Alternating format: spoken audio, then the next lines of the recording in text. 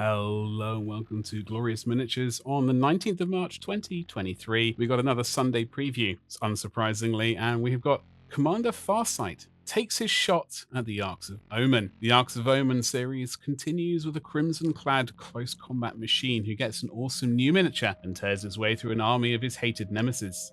No, not that one. Okay, let's scroll down and we've got Arks of Omen Farsight.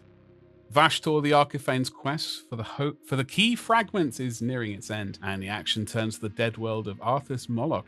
In the fourth chapter in the epic narrative series Arks of Omen Farsight, Commander Farsight is just preparing to wrap up the vicious war of Dakar once and for all when calamity strikes and his entire operation is jeopardized by the arrival of the unhallowed Space Hulk and its Bale Fleet entourage. As well as advancing the narrative of Warhammer 40,000, this book includes significant expansions for the boarding actions game mode. Not only do Dark Depth missions allow you to mix up your battlefields, the book also introduces multiplayer games for 3 or 4 players, be they 2-on-2 team matches or exciting 3-for-alls.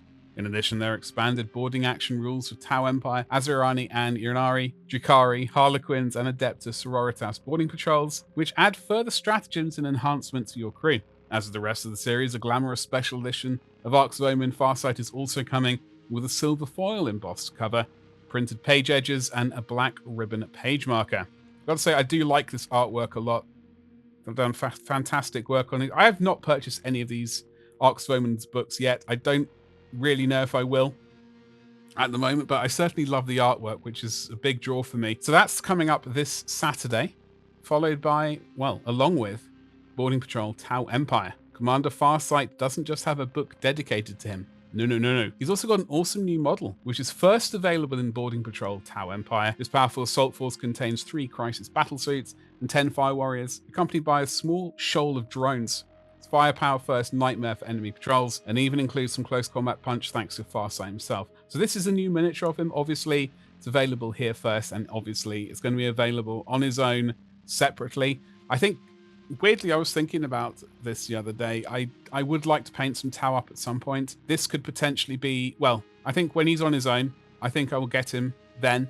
And that will be my first Tau miniature that I paint. Actually, no, my second Tau miniature that I painted up. But this one will be for myself. And what else do we have? We've got Arks of Omen Farsight Enclaves dice set. Got some red and black dice with a white pip in there as well. With a new book and new model on the way, complete the Farsight trifecta with a pack of 15 crimson dice perfectly suited for your battlesuit battalions.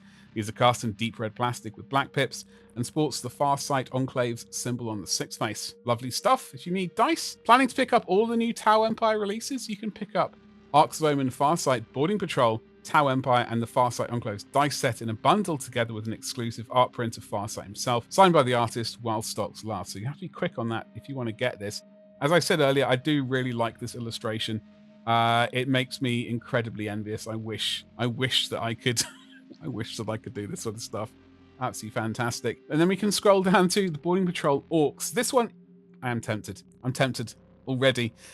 Sneak into the Arks of Omen and cause some big green havoc with Boss Snickrot and his boys.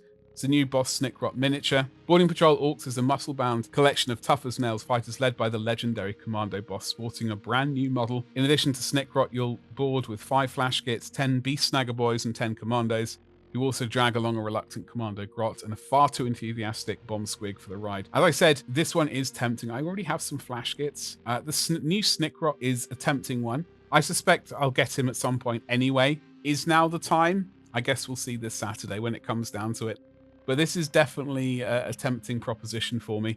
And I think it might be a tempting proposition for most Orks players, just to add more green flesh to your armies, really. And frankly, we can't get enough of that sort of stuff. Before moving on to the Boarding Patrol Aeldari. Okay, so few things are as terrifying as a confined space as a Phoenix Lord. Janezar leads Boarding Patrol Aeldari, accompanied by 5 Howling Banshees as well as 20 Corsair Voidsguard, who can be assembled as any one of 2 different units. Okay then, this is a nice suite. So we got the new Janezar miniature, well, the relatively new, and the new Howling Banshees. I've already got these. I don't have any of the Voidsguard. I will not be getting this. I reckon this could be quite a good purchase. I think these are all new miniatures, unless I'm mistaken. Do let me know in the comments below. And then we can move on to the Drukhari. They have a boarding patrol as well. The Drukhari already love to raid Voidcraft for business and pleasure, and the Arks of Omen have only spilled blood in the water. A succubus leads 20 witches and boarding patrol Drukhari, accompanied by a band of 5 sinister incubi. Incubi? Whatever. Whatever they are, there's 5 of them. Those are some of the only miniatures I like within the Drukhari range. I'm not overly fond of this as a force, as an army at the moment.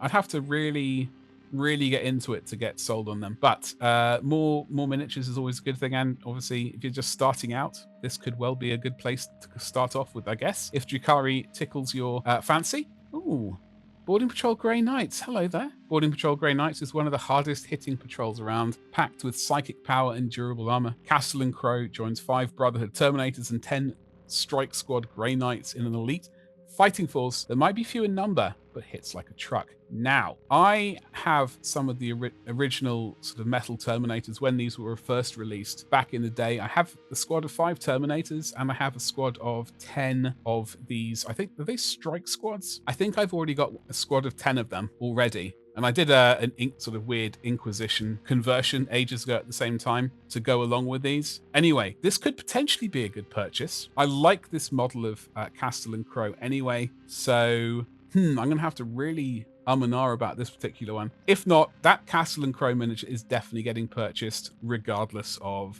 this boarding patrol. I really like that miniature. That flaming sword, hello, I like it a lot. And we've also got boarding patrol Necrons. Not all boarding patrols need to be led by a great hero. Thanks to their efficient programming, Necrons can usually be trusted to carry out the orders of their overlords to the letter, and so this phalanx of 10 Lichguard, 10 Necron warriors, 3 Canoptic Scarab Swarms, and 3 Ophidian Destroyers makes boarding patrol Necrons a mighty mix of machines. Well, I'm umming and ahhing about all of these, really. I do have a Necron force. I'm tickling 2,000 points. I've got probably 1,200 points already painted up, and I got the rest to paint up sometime when I land in a new place. So I think I'm good for Necrons at the moment. But as with all these boarding patrols, they are sort of limited in number, so get them while you can. And then we can move on to, Armageddon Steel Legion, made to order. Oh, no. Ah, dear. Okay, well, Commissar Yarrick may have gone to join the Emperor's side, but the loyal guardsmen of Armageddon are still alive and kicking. For a limited time, you can get your hands on a huge array of classic Steel Legion units on a made-to-order basis, from sword-swinging officers to ranks of disciplined guardsmen. I really like the one holding the Ork's head and the plasma gunner. No particular reason why, I just like those. I think they're rather snazzy.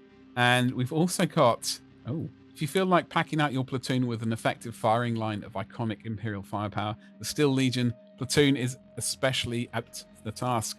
A gas-masked officer leads 3 las cannon-toting heavy weapons teams and 20 Steel Legion guardsmen. You want plenty of them to kick Gaskell off world next time he shows his ugly mug. Well, that is very true. 3 las cannons, very nice. 20 Steel Legion guardsmen, also very nice. This is a platoon. I wonder how much this is going to cost. I'm trying to remember how much the last one was when that appeared. I suspect, what are we thinking about? £100 at least? I don't know. I don't really want to think about it. If I start thinking about it, then I'll start talking myself into it. I've got to stay true to Vestroya, if possible.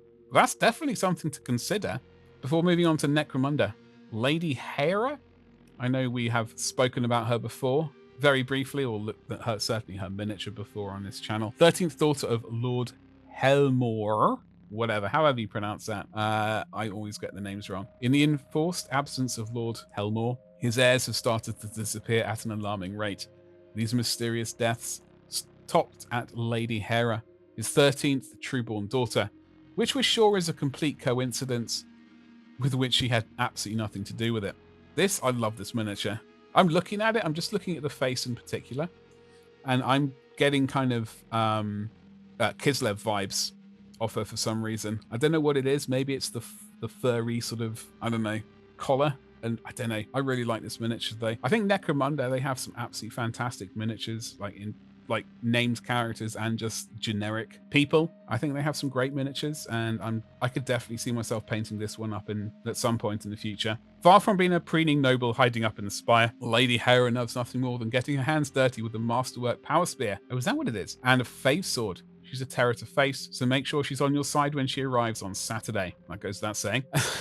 You got Shadow Sun, the patient hunter. She looks, I don't know, disappointed. She's looking into me at the moment. She's looking into my soul. I better read the words. Commander Shadow Sun has bested nearly every foe that dared to stand against her. But the Death Guard present an altogether new challenge in Phil Kelly's Shadow Sun, the patient hunter, with ancient warriors and corpulent demons confounding her understanding of reality. Oh, Shasera, excuse me, will need to test her understanding of Kayon and stretch her abilities to the limit to prevent an all-out schism between her forces and her allies. I always get that schism.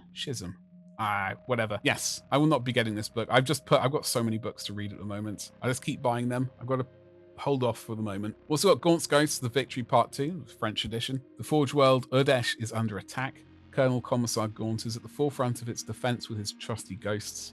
This French-language compilation of 2 novels, Warmaster and Anarch by Dan Abnett, continues the story of the Sabbath Wells Crusade in French language and audiobook format, with twists and turns aplenty as Tanith first and only try to head off a disaster could spell the end of the Imperial War effort. Excellent. More translations for other languages, always a good thing. And we can have a quick scroll down here. Nothing much of importance. And then let's go straight to the top again. Okay, so there's an awful lot, as you can see, being dropped this coming Saturday. A lot of boarding patrols. We got some made-to-order Steel Legion stuff if people are interested in that. Some more Arks of Omen stuff. Personally, out of this, I'm vaguely got my eye on the orks. Very vaguely. And also the Grey Knights. I think when it comes down to it, I'm probably going to get neither. I want to get Shadow Sun when he's on his own.